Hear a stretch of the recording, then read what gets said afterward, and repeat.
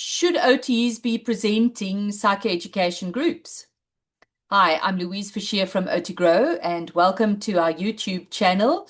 Here we discuss tools, tips, and techniques to make you an effective group facilitator. And today we're talking about should occupational therapists be presenting psychoeducational groups. Some people refer to them as didactic groups or educational groups. So the terminology might differ, but the concept is that it is a session in which information is given to the clients.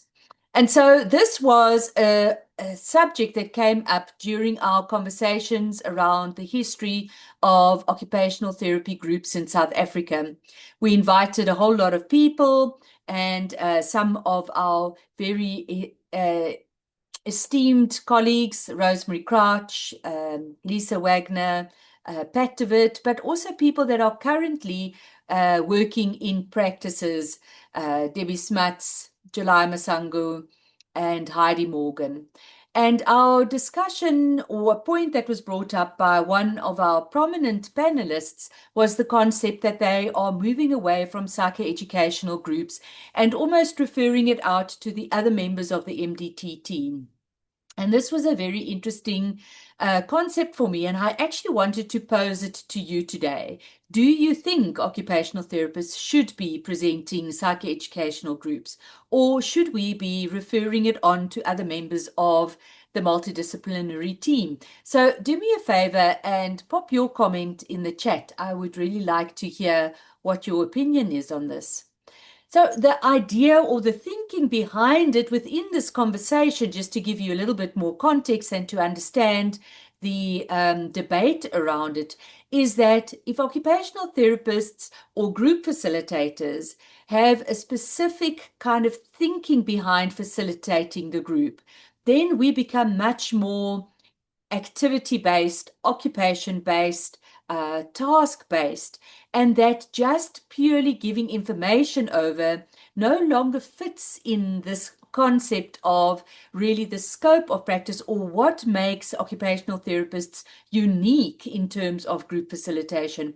What do we bring to a multidisciplinary team, the value, the added value that we give that nobody else in the team can give? And if one really thinks about it, there's two things that come to mind.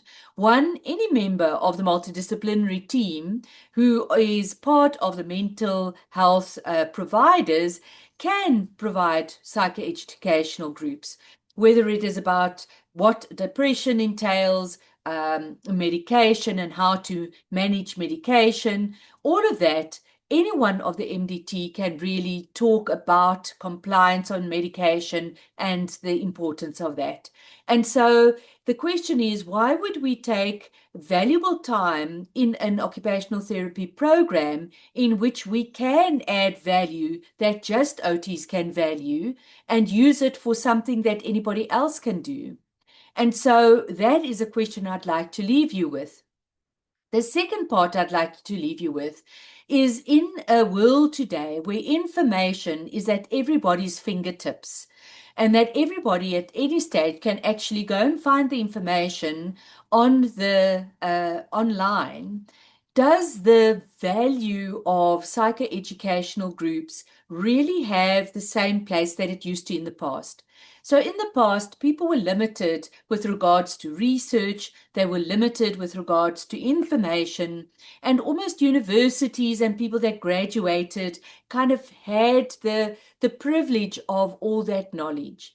Now, with having knowledge at your fingertips and your clients being able to Google anything from boundaries and how I should hold boundaries to being on YouTube and having seeing experts explain it.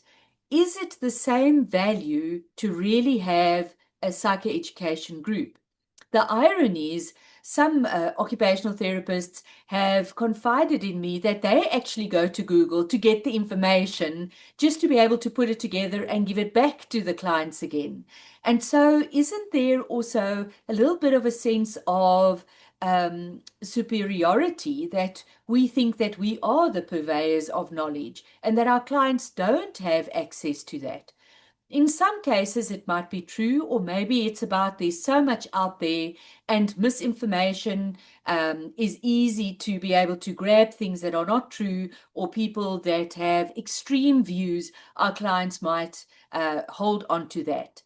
It's still a point that I'd like you to ponder on and to think about. So I am really interested to hear your opinion. Do you do psychoeducation groups? And do you think there is still a place for psychoeducation groups in occupational therapy?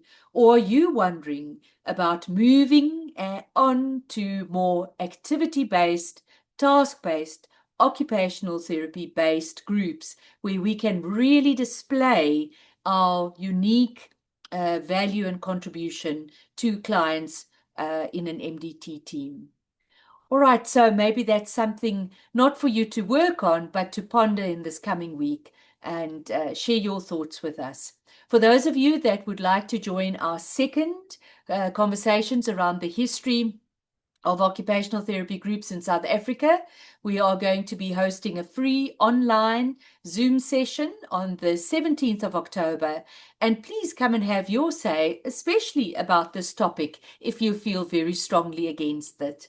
So we're waiting to hear from you and hope that you will join us in that conversation. Until next time, happy facilitating.